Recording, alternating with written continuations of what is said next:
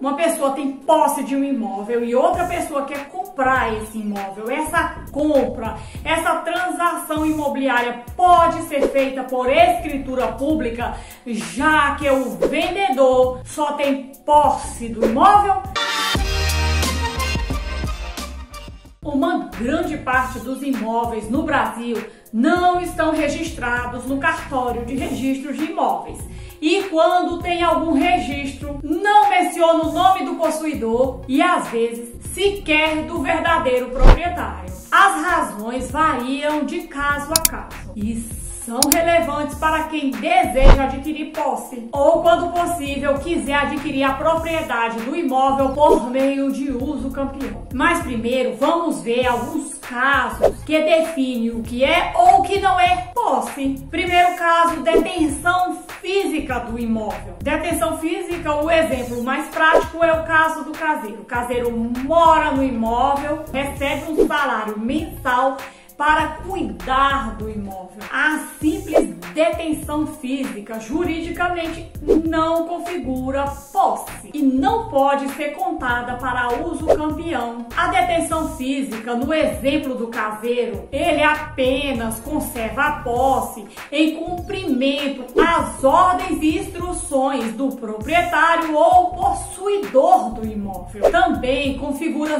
simples detenção a detenção física, a ocupação de imóveis do poder público, com algumas observações que farei em outro vídeo. Ah, agora eu entendi! Posse violenta é uma situação em que a ocupação do imóvel é com oposição do proprietário ou possuidor ou de alguém que alegue ter algum direito sobre esse imóvel. Essa posse violenta é chamada de invasão. Posse disputada é uma situação em que as pessoas disputam a posse do imóvel. Se essa disputa ocorre em um processo judicial, essa posse é litigiosa. Bem tranquilo, bem tranquilo. Posse direta. Posse direta, o exemplo mais prático é o exemplo do locatário do imóvel. Por ter um contrato com o possuidor ou proprietário do imóvel, é considerado possuidor direto do imóvel. Essa pessoa tem proteção possessória. Um exemplo, essa pessoa, o locatário,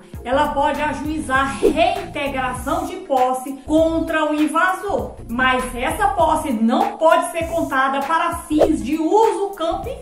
Posse indireta. O locador, quando entrega o imóvel para outra pessoa, no caso o inquilino, perdeu a posse direta, mas mantém a posse indireta, posse litigiosa. Acontece quando há um processo judicial discutindo o direito possessório. Um exemplo, uma ação de reintegração de posse. E quando a discussão é o direito de propriedade, o exemplo é uma ação reivindicatória, caso da disputa ser sobre a propriedade do imóvel. Nesse caso, quando há uma ação judicial, está caracterizada um litígio sobre o imóvel. Posse clandestina é a posse de uma pessoa que simplesmente ocupou o imóvel sem contrato com o possuidor anterior ou mesmo o proprietário. Posse sem justo título é o caso de pessoa que ocupou o imóvel também sem contrato com qualquer pessoa. A diferença entre a posse clandestina e a posse sem justo título é sutil e depende do reconhecimento de uma legítima ocupação do imóvel que vai sendo conquistada ao longo do tempo. Com o passar do tempo, a posse sem justo título passa a ser considerada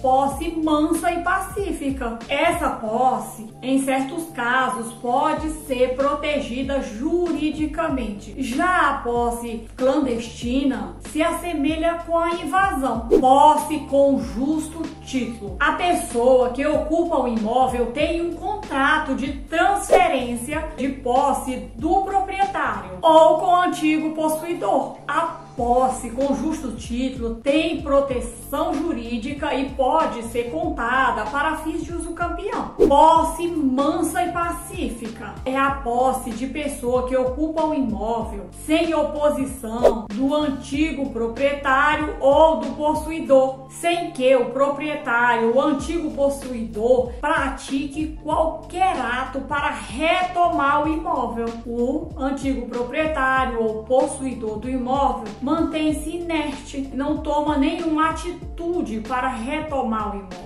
A posse mansa e pacífica pode ou não decorrer de contrato com o antigo proprietário ou possuidor do imóvel. A posse mansa e pacífica é protegida juridicamente e pode ser contada para fins de uso campeão. A posse mansa e pacífica pode ser convertida em propriedade mediante os procedimentos de regularização fundiária.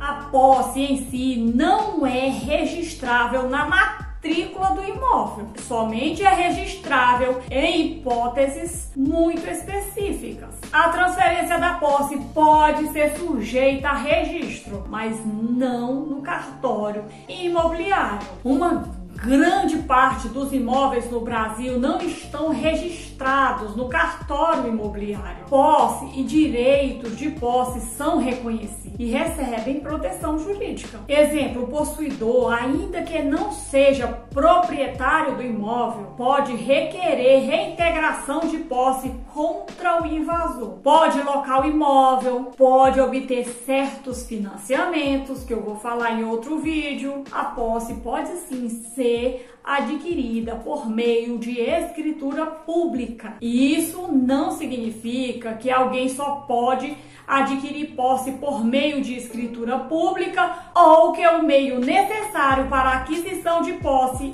é a escritura pública. A escritura pública de transferência de posse permanece após a lavratura no acervo do tabelião de notas e pode ser obtida uma certidão dessa lavratura. Isso não significa que o imóvel está registrado em cartório, mas apenas que há um registro no cartório do tabelião de notas da transferência dos direitos de posse. O tabelião sequer pode decidir a respeito da natureza do direito possessório, alegado pelas pessoas que compareceram ao cartório e solicitaram a lavratura da escritura pública de transferência de posse. Um tabelião de notas pode lavrar escrituras públicas, até mesmo de contratos que não exijam por lei a forma de escritura pública e que seriam válidos por instrumento particular. O tabelião de notas também pode lavrar atas notariais,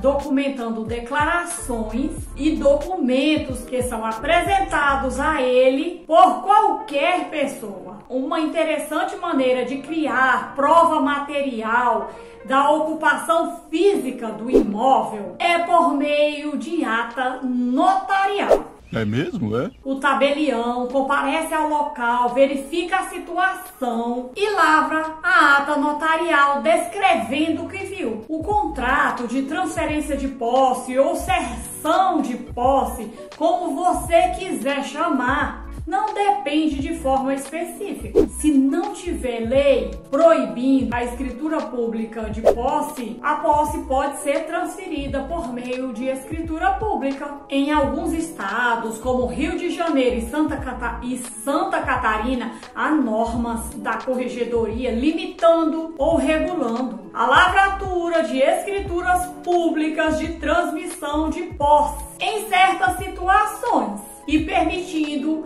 em situações que não são proibidas e desde que cumprida a exigência imposta. No Distrito Federal, onde existe um número grande de condomínios irregulares, havia o entendimento de que a lavratura de escritura pública de cessão de posse não seria possível, em razão da interpretação da lei. Isso era resolvido com a lavratura da escritura pública de transferência ou cessão de posse em outros estados, como em Goiás. Entendeu o que eu disse?